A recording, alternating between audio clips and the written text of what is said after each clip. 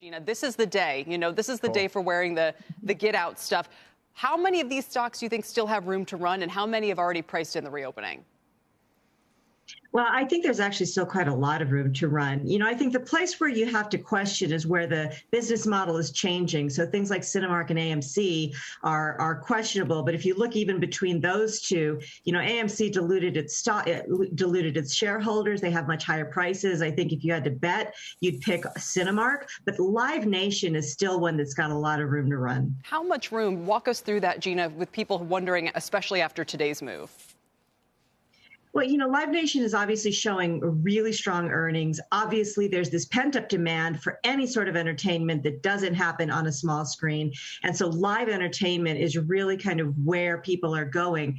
And so if you look at that, you take that forward, that trade right now, this is a company that was losing money hand over fist during the pandemic. And it is still, I think, priced well enough that you can still have some more room to run in the stock price, because obviously you're starting to see the earnings kind of get behind the story, and people feel safe enough to go out to concerts, to go out to live events. Steely Dan. The Live Nation shares are up 15% today, Tim, 22% in a week. Where would you tell investors to go in the entertainment space? Well, I kind of agree with this, and I'm also not surprised to hear Bob, hit Steely Dan, and that, he's got good taste in music. I run into him at a lot of shows around New York City, by the way.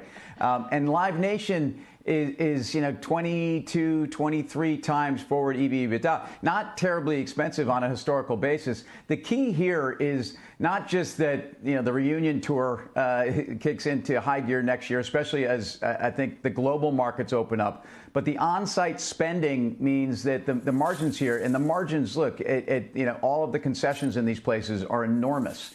And this is part of where I think some of the re-rating is going, obviously on a day when we had a payroll number that showed just where wages are that we know, and the consumer's ability to spend with higher wages. So I think the sector re-rates, and I think Live Nation not terribly expensive here, even though it's been on a big tear.